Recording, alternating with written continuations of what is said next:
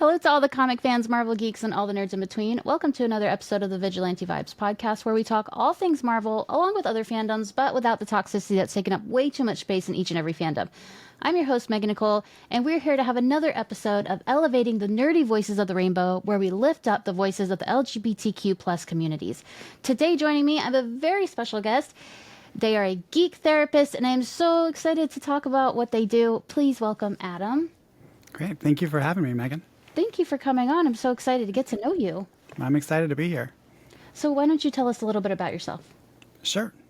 So, like you said, my name's Adam. I'm in Florida currently, which is a lot of fun in this day and age working with LGBTQ issues. I'm actually a career changer. I started work in the film and television industry, moved to Florida to teach, got my PhD in media psychology because I was really interested in researching how media impacts us and how we impact it. And then the Pulse nightclub shooting happened in 2016, right? Am I getting that you're right? I think so. I should know that, but my brain just completely went blank. But anyway, after the Pulse nightclub shooting, I decided I wanted to help find different ways of helping people and helping the community over just researching. And so I went back to school to get my clinical mental health counseling degree and found geek therapy in that process.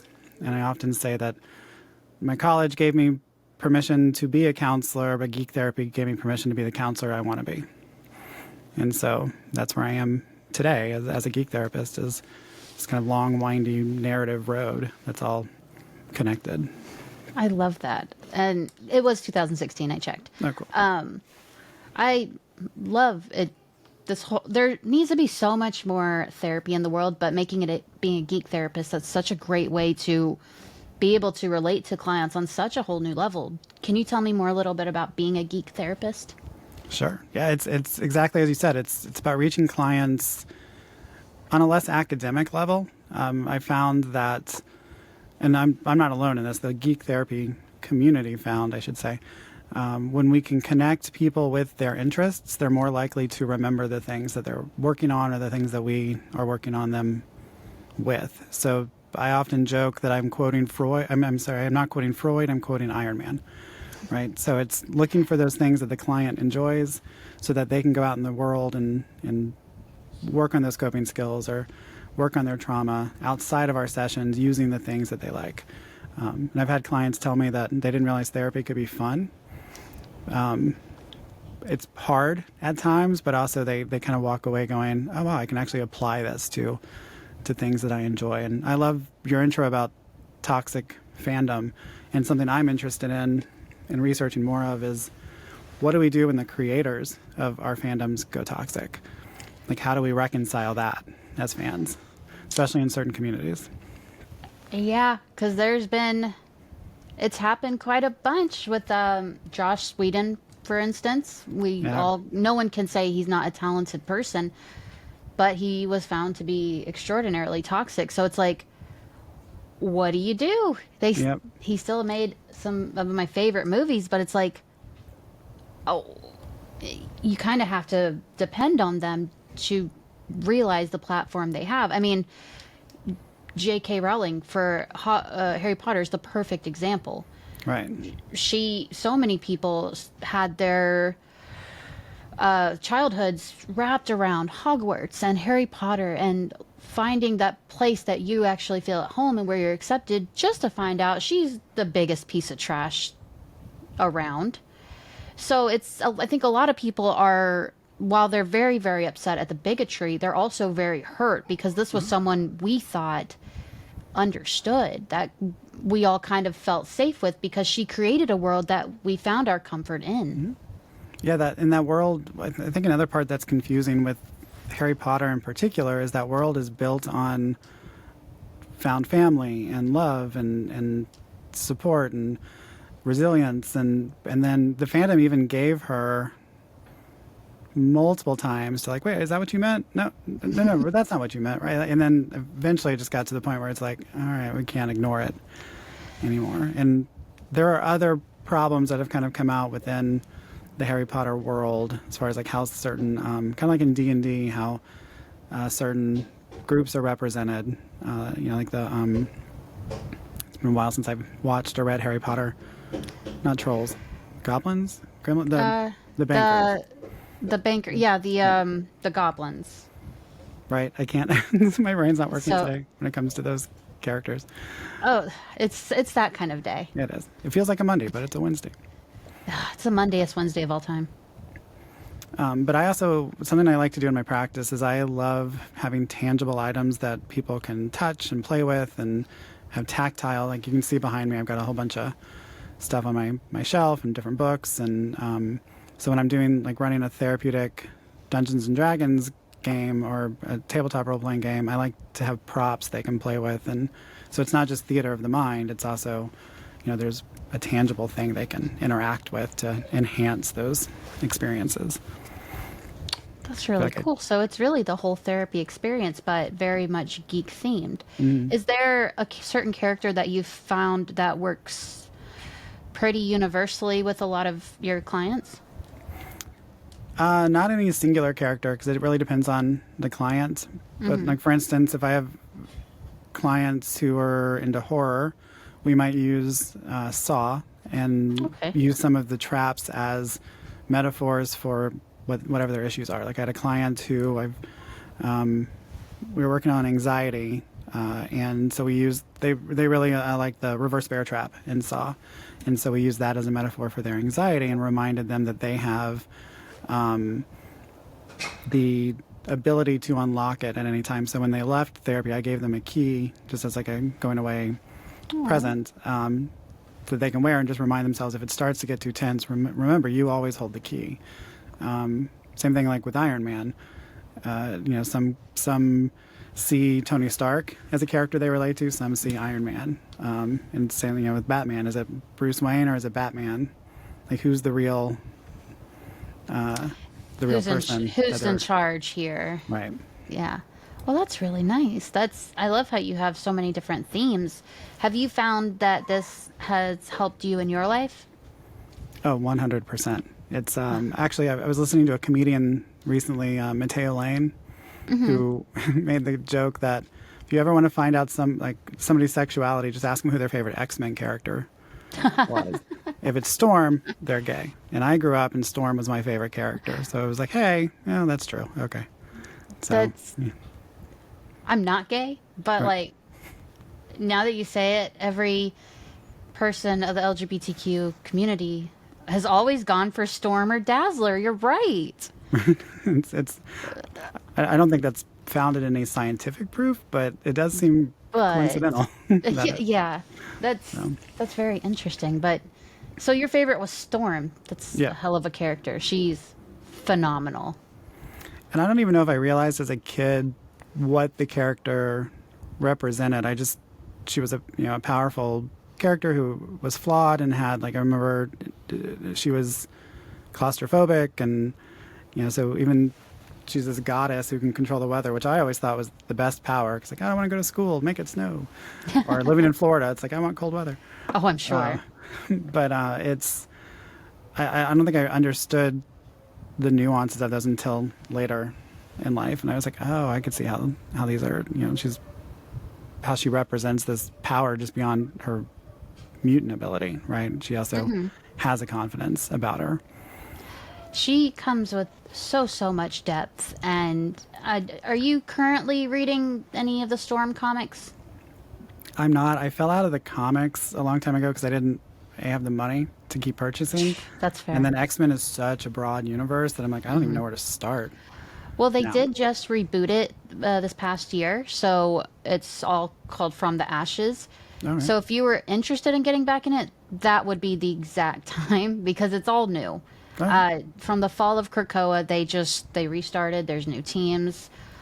Storm has her own series right now that's amazing, to say the very least. But everything they're doing is pretty amazing, and they're tackling a lot of different issues as well, like things that modern people are going through. So I think you'd really dig it. Well, and have you seen Thunderbolts? Yes, I was going to ask you about that next, actually. So I guess spoiler alert for anybody who hasn't seen it, although I just realized that the companies changed the name, which is Yeah. I get, but at the same time, like it just came out. Anyway, They could have waited a week. They didn't right. have to do that. That was just, I just want to take over marketing for Marvel just for a week, and I think I'd have it back on track. Well, the strangest thing about their marketing is that they don't have to market. They're so like Endgame. They could have just put up the title card of Endgame, and they still would have made $1 billion, right? Like people were 100%. still going to go see that movie. But one thing I think Thunderbolts is a good example of where Marvel is hitting on all cylinders because the TV shows that came after Endgame, WandaVision, Falcon and Winter Soldier, Hawkeye, all did a really good job of bringing in mental health issues with those characters that were relatable. So it wasn't just about these powerful characters kicking butt. And Thunderbolts did that as well, where the villain really is depression, right? Is the void, the call of the void, and this darkness that just kind of keeps pulling at you. And all those characters are going through something. I do think it was a little too long between when we first met them to now, but I think it was a success because there was a depth to them that maybe the Eternals and Shang-Chi and some of those others were lacking, because it was more about, oh, look, it's cool, but there wasn't depth to it. And I feel like this film really did a nice job of connecting us to something we all might go through. And even Florence Pugh talked about on a talk show recently that she found help in her life by playing that character in Thunderbolts because she didn't realize she wasn't doing okay. And so it gave her permission to be like, oh, wait, I'm not doing okay. Let me talk about this. Let me talk to somebody. And that all came about through the story of, according to her, through the story of Thunderbolts. I could definitely see that because you could see that Florence Pugh put so much passion into her performance of Thunderbolts. It had to come from somewhere. Mm-hmm. I think her and Lewis Pullman, they were obviously the standouts, and their message throughout the movie hit on so many different levels. I left the movie thinking, like, I really needed to see that. It's seeing that kind of representation because you have Iron Man 3 where you see Tony going through his PTSD. You have WandaVision where you see her going through the steps of grief. But this, for me personally, was something I could relate to. And when I left, I was like, oh my God, superheroes can feel that too. It's like you're seeing all your thoughts put in a movie and you're like, the words, you're not alone, finally means something. Because you get told a lot, you're not alone. You're not alone in all this. And it's like, okay, that's nice, but you're kind of alone in all that, dealing with it. And then you see it and you're like, oh, maybe I'm not. And when you're in the middle of it, too, it's hard to see the help. It's hard to see your community. And one of the best things a community can do, or your friends can do, or family, is just sit with you, right? Sometimes it's not about solving a problem. That was the hardest thing for me to learn as a counselor was, yeah, that sucks. That's horrible. Rather than like, well, let's try to solve the problem. Oh, sorry, I had a thought. My ADHD just kicked in. See, as counselors also have those problems too. I was going to say something about that, and it just left I do this like every time. Yeah. Don't worry, it's okay. But yeah, that was something I loved about Thunderbolts was the idea that the people didn't die, like when they were, or at least they looked like they did, but really they were kind of stuck in their own personal hell, which is what trauma does, right? We spiral down, and something has to pull us out. That was my only qualm with the movie was I felt like it was a little anticlimactic in the end. Like it felt like it happened, like they went into the whatever the void area is, they found each other pretty quickly, and then they came out of it. I think I could see that. I didn't personally find it anticlimactic because I related to it so well. And by the end of it, I think they played off this whole mystery of the asterisk, like what does Thunderbolt's asterisk mean? And it was finally revealed and you're like, oh, okay, so that's the main thing. That's where we're at. Right. But then they had the post-credit scenes too that showed that they really are going into this new team that they created in the Thunderbolts, and I'm very excited to see where they go. I'm excited to see how Yelena and Bob do with their ongoing mental problems. Well, not problems, but mental issues. And especially with Bob saying that he's can't be Sentry because of the void. That's what I'd like to see, where that control is of that void, which is the depression. And I hope that's something they explore, because I love that they put that in there, that one can't exist without the other. But we don't want one to overtake. Like, we don't want the void to overtake the good. And so he'll probably have to, and hopefully we see that, or something to that effect, where he's got to learn those coping skills. And how do you become one and acknowledge that the other one's kind of always present. So something that we talk about with our clients a lot is, because a lot of people sometimes come in and they're like, I don't want to feel this way anymore, fix me. And it's like, well, I can't guarantee that this feeling will ever go away. But the hope is that we can maybe lessen the intensity of it. And I see that with Bob, right? So when it's so intense, he becomes this like, I need to cleanse the world of this because darkness is everywhere. But he's going to have to learn how to manage that, as we all do. Yeah, I agree completely. I think a lot of people go into therapy thinking, okay, I'm going to be fixed. And I think I'm sure it's not that simple. It's not, okay, I'll tell you, it's a breathing exercise. You'll get through it. It's so much work. And I love that you're making it to where it is a comfortable bit of work, something we can relate to, we can find comfort in, because a lot of nerds, our comfort is these fandoms, are the comics, are the games, everything you're doing. So I think what you're doing is absolutely brilliant. And you said there's a whole community of you guys doing this? Yeah, there's I got my certification through a company called Geek Therapeutics. There's another company called geektherapy.org.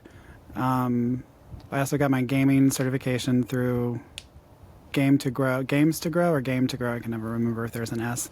They're based out in Seattle. So yeah, there's a whole community out there of nerdy therapists that all kind of come at it from different approaches. And something to also think about with geek therapy is kind of like when any new therapy model comes out, there's always kind of this, tilt your nose up at it type thing, but we're not doing the traditional therapy, right? It's still rooted in evidence-based material. We're just kind of reframing it in a way to make it more accessible and relatable.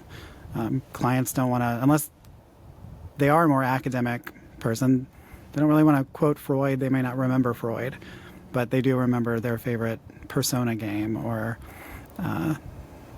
the character they built. I build characters with clients all the time in D&D to represent either a strength that they want in life, or maybe a monster that they're trying to fight.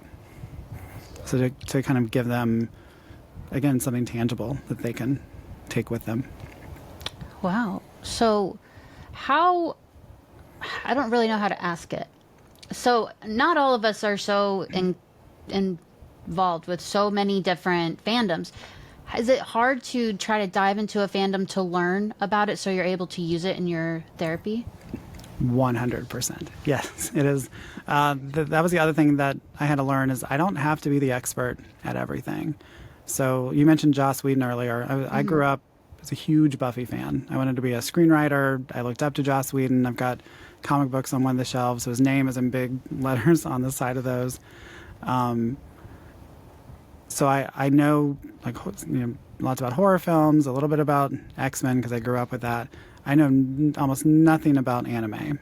I wrote a book chapter for one of the psychology geek therapy books called The Psychology of My Hero Academia.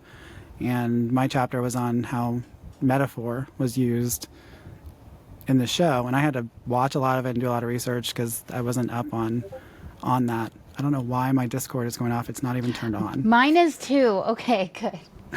So Mine went off a couple times too, and I was like, I have it on silent. Why? Yeah, mine's not even on. Anyway. So yeah, it's what I do with that when that happens is I will use my clients. I rely on my clients to teach me, and that's been really helpful with teens or people who are resistant to therapy. I hope this doesn't give away a secret, but if I don't know something and somebody doesn't want to talk, just asking somebody, how are you feeling? A lot of times you get, I don't know. But it's like, hey, what color is your lightsaber today? Oh, Right? yeah. Based on your emotion. Oh, it's red. Oh, okay, let's explore that. Like, why is it red? It was green last week. What happened? Yeah. So sometimes coming at it from a different thing. And then if I don't understand it, like Personas, I bought the game because one of my clients loves Persona. And so I wanted to learn it.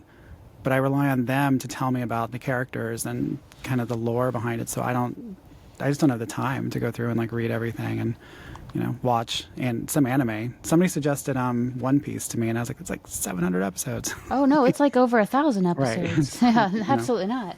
But I like that though. It shows you're learning from them too, and you're willing to go that extra mile to be able to relate to them on their level.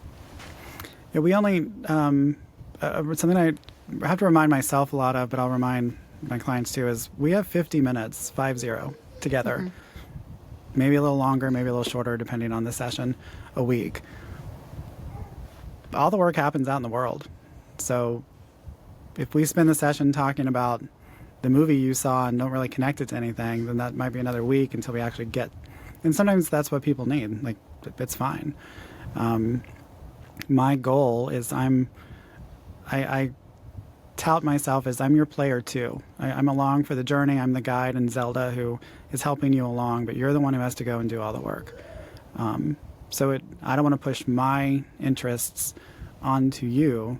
I want to use your interests to help you. I might use mine as maybe a narrative structure to make a point, but it's not about me. It's about the person sitting across from me. Wow, that's really, I really love that. I think what you're doing is such an amazing thing. I mean, I think the world needs therapy, like all of us do. But to see it in such a way, like I'm not a therapy kind of person, but I think I could do a geek therapy because I'm not into talking about emotions. I'm just not that way. Like you'll never see me cry, ever. So, Challenge accepted. I'm just kidding. Hey, let's relax. Yeah, I know. Not ready to pull off that Band-Aid yet. But I love what you're doing, and you've been doing it for so long too. It just seems like something the world needs because superheroes, nerdy fandoms, they're so mainstream now, which is an amazing thing because we're getting so much content for it now that's mainstream that your clientele just grows and grows, and there's no one in the world that doesn't have like one nerdy thing they cannot identify with. Well, that's my first question to people is, what do you geek out about? And oftentimes if they're not into comic books or games, they kind of hesitate and like, well, I don't know, I'm not really a geek. And I'm like, everybody geeks out about something, whether it's crocheting, cooking, golfing, gardening, comic books, doesn't matter. Whatever you geek out about, we can use. There's the traditional, I just turned into a pirate. There's a traditional geek world with games and comic books that we think about, but like, what do you geek out about? What's something that you enjoy? Marvel, All right. obviously. Do you have a Marvel, like a favorite character or show or comic or? Spider-Man is my favorite, with Daredevil as a close second. All right. What did you think? I'm just curious. What did you think of Daredevil and She-Hulk? Together? Yeah. I love them together. I really wanted Jen, not She-Hulk, but Jen to come on to Daredevil Born Again for a cameo. I wanted to see her do the Walk of Shame as well. I thought that would be fun. That'd be fun. But I liked them. I liked them together. I thought they were very sweet. I liked how they changed his tone to fit just She-Hulk show, which is comic accurate because Daredevil has so many tones. But I like them together. I think they're very cute. And it's better than all the other ones in his show because they're bananas. But I think a lawyer and lawyer thing are really cute. Well, and even down to the Walk of Shame, like you mentioned, like in his costume, walking, it's, Yeah. it was a nice flip on that scene, on that motif. So, What did you think of them? I thought they were sweet. I didn't care for the show as much. Not for the reasons I think people would think. I felt like tonally went in a really weird direction, especially the finale just went in a weird, like, Yeah. breaking the fourth wall, It which was I a know very is comic acquired accurate, taste. but Yeah. it just, I don't know, there's something about it that just didn't resonate. But I love her, and I would love to see her again. I didn't realize she was from Parks and Rec. That's where I first met her. Yeah, that's where I Well, first not met met her, her. but, met Yeah. Everyone else, I think, saw her on Orphan Black, but I met her on Parks and Rec, and I was like, that's Tommy's girlfriend. yeah. Yeah. So it was, it's always great when good people pop up. So I hope some of those shows don't get sent to the void, But Yeah. Some of them, I'm like, you can take them. That's fine. Like, Thor 4, you can take that one. I'm Yeah. totally fine with that. But She-Hulk, like, come on. She's such a good character. Like, she's so much fun. I understand the show was, you either loved it, or you're like, why did they make the show? But it's like, it's not going to resonate with every person. Just like it shouldn't. Just like every comic or comic character shouldn't. We all have our preferences. Absolutely, yeah. It's something I was going to say earlier with all of this, the stories and what people, you'd ask me like how people are connecting with things, and we were thinking about the void in Thunderbolts. Is my tagline for my business, well, actually not my tagline, my kind of saying for my business is the stories we live are the stories we tell ourselves, but they don't have to be the stories that define us. And so the things that are in our past shape who we are, but they don't have to define who we are. And so your story is unwritten from this point forward. And you're going to be a different person at the end of this podcast than you were when you started. Right? And that's true like with my clients. You're going to be a different person at the end of this session than when you walked in. And so what's happening in the future hasn't been written yet. We don't know what that is. So I think that's what Bob was afraid of, is letting his past define him. And so rather than embrace Century and being the hero, he's afraid of, and understandably so, his past experience, that those low lows he was talking about. Yeah, he, even in the comics, he had such a rough life. Parents were abusive. He was a meth addict, all that stuff. And I think the movie I'm so glad they didn't shy away from that, because it made it feel so real. Mm-hmm. While having him being lovable, and like when I saw him, I wanted to adopt him. I wanted him to be mine. And they did such an amazing job with him. And even when he's beating himself up, right? Yeah, he's beating himself up, and they surround him and grab him and pull him off. And you see like that darkness. Again, spoiler alerts. I apologize if You're fine. It's been out for a week. What's wrong with you people? I've already posted my review. Right. If you, Okay. It's cool. But that darkness is like overtaking him, right? And again, his community comes, and notice they're not saying, "Are you okay?" They step in to help when he couldn't help himself. And then, like a lot of trauma, once it was over, he forgot. That was very interesting. Is that usual? Like with trauma, people just forget about it and it comes up later? Or are they just pushing it down? It can. It depends on the person, the level of trauma. I do a lot of work with dissociative disorders. So people who, dissociative identity disorder, like Moon Knight, who, they have severe trauma. And a lot of times what will happen with that in particular, with DID, dissociative identity disorder, is a part might step forward to protect, in this case, like a kid who might be going through serious trauma, so that the main part might take a step back and the protector part steps forward, so that the main part doesn't have to remember or take on that trauma, the protector part does. So we all dissociate, and we all have different parts, but a lot of times in those, the parts fracture to a point of one might kind of step forward at times rather than be more integrated. It's more complicated than that, but that might be a longer show. You explained it very well. So speaking of Moon Knight, what did you think of how Marvel interpreted Mark Spector and Stephen Grant and you said it was dissociated identity disorder? Yep. Dissociative identity disorder. It used to be called split personality disorder. Yeah. And I enjoyed it. I thought they did a really good job. There's I don't know, like like a 50-50 split, but there is a division in how DID is presented in media, and a lot of times it's presented in a way that showcases people as dangerous. And what I loved about what Moon Knight did is they did a good job of showcasing the blackout. So he would black out, and then he wakes up. We don't really see what happens in the middle, but all of a sudden he's surrounded by like death, right? Mm-hmm. Most people, I would say probably 99%, I probably shouldn't put a percentage out there, so don't quote me on that, but a large percentage of people do not experience violence in that. Most people with a mental illness or mental condition are not violent people. Like schizophrenia is often presented that way too. So he was just as scared and confused, but it makes sense from a narrative perspective that he's fighting these bad guys, he's not hurting good guys. So we also have to kind of look through the lens of what's being told. So I really enjoyed how they presented the blackout and the confusion and the fear of that, because that happens. And I have permission to talk about this, but my partner lives with DID, and it took us a long time to realize what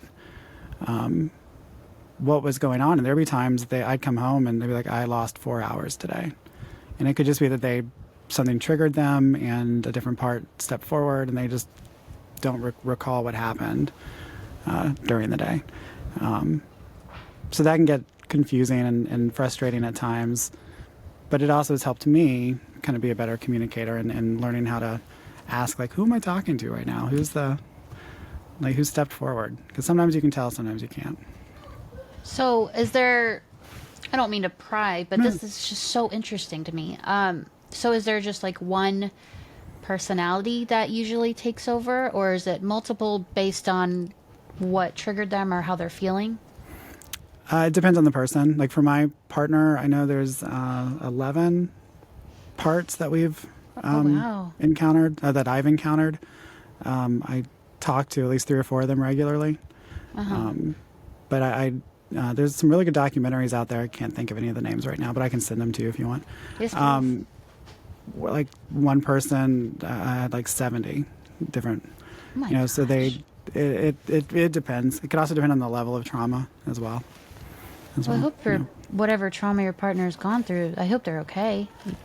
Oh, they're good. They're definitely, it's been a slow process, but the way I figured it, the way we found out is I was in class to learn how to be a counselor, and we had a speaker who lives with DID, and they started just talking about things, and in my head, like, well, that sounds like them. So I went home and said, hey, maybe you should talk to your counselor about this.